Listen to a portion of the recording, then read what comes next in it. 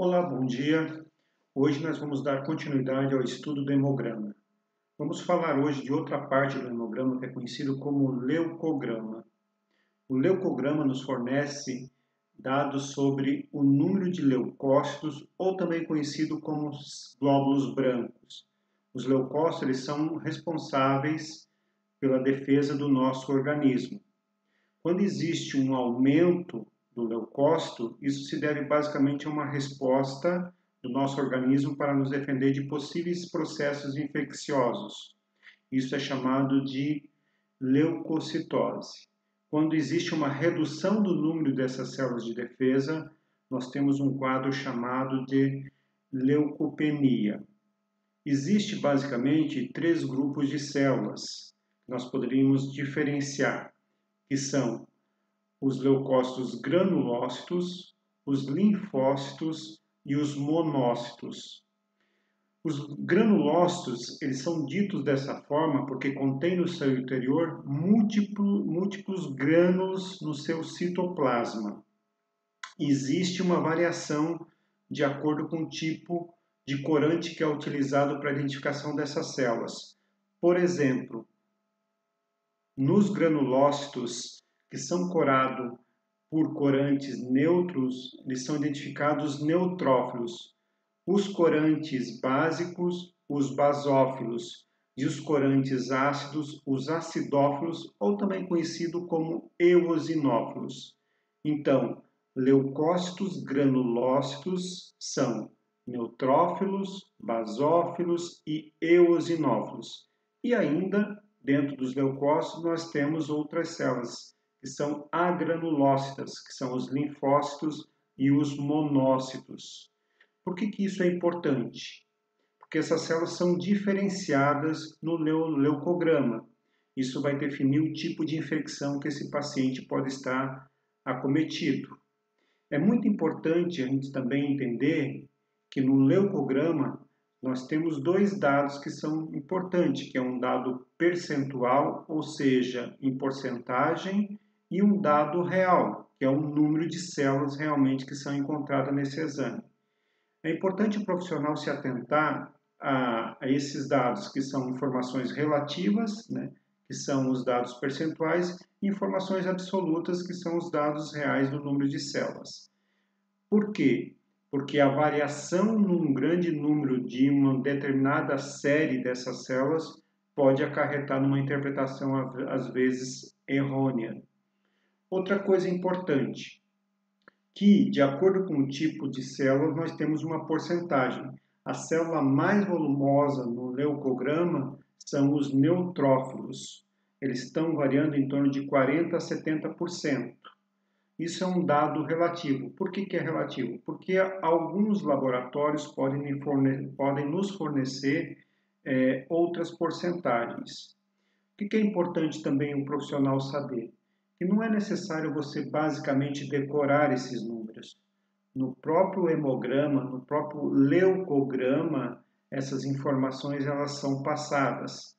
O que serve para a gente é que a gente possa, de forma a obter essas informações, interpretá-las de acordo com o quadro clínico do nosso paciente. Os neutrófilos, normalmente, eles vão estar aumentados quando nós temos um quadro que se chama-se neutrofilia.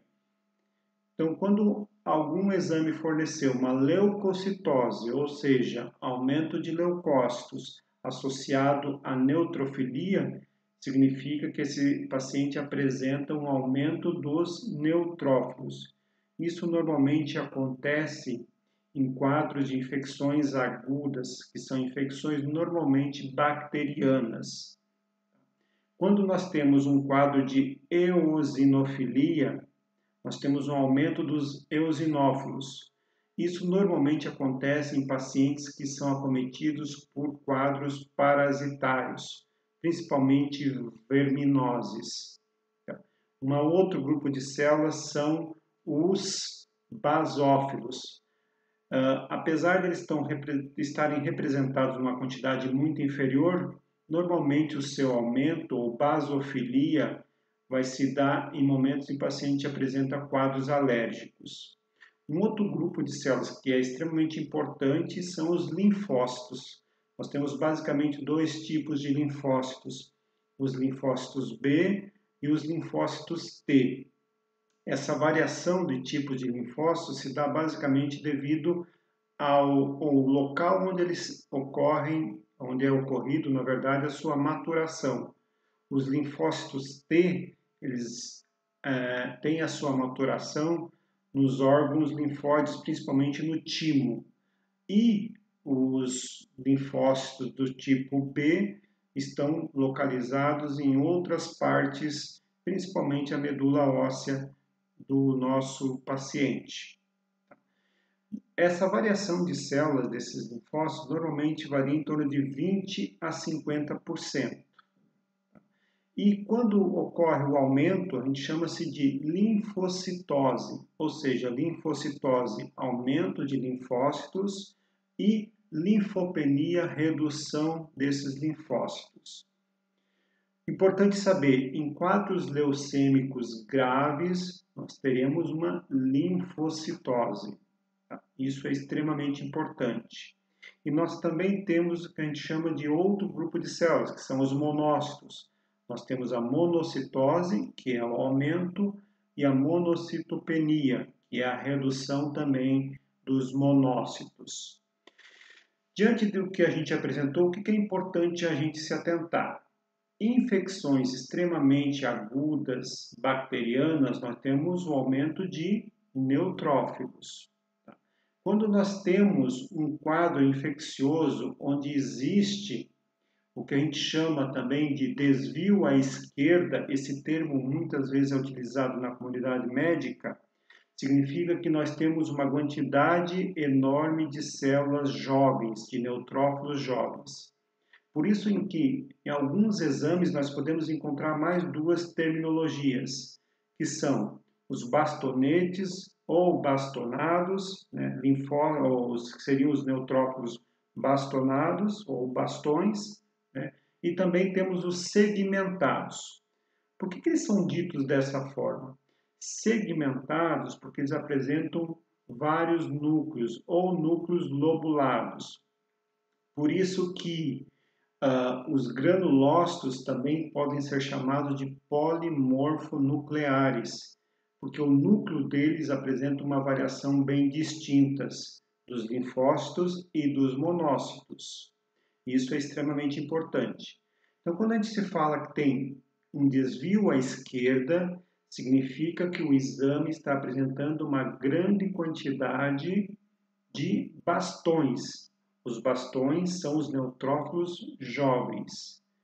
Quando nós temos bastante células segmentadas, significa que nós temos uma quantidade grande de neutrófilos maduros ou células mais maduras. Quando existe, por exemplo, uma alteração importante na medula óssea ou alguma patologia importante, nós podemos ter outro tipo de células, que são os metamielócitos, os mielócitos e os promielócitos, e ainda as precursoras, que são os mieloblastos. Em infecções, na verdade, agudas, então nós temos um aumento dos neutrófilos. E também é comum existir uma redução dos eosinófilos. Quando nós temos um desvio acentuado à esquerda por vários dias e uma ausência de células linfóides, como por exemplo os linfócitos e ainda os monócitos, nós podemos dizer que esse paciente está com uma infecção grave. Então isso é um dado extremamente importante. Quando existe no decorrer da infecção o aparecimento de eosinófilos, essa quantidade de eosinófilos ela pode indicar que a infecção está num curso de evolução positiva ou que está sendo resolutivo o tratamento desse quadro infeccioso do paciente. Tá? Ainda, nas infecções viróticas, normalmente nós temos um aumento dos linfócitos. Então, são dados extremamente importantes que nós podemos obter no nosso leucograma. Espero que vocês tenham aproveitado essas informações e na próxima aula nós vamos trazer mais informações a respeito dos outros elementos figurados do sangue, que são as plaquetas. Até mais.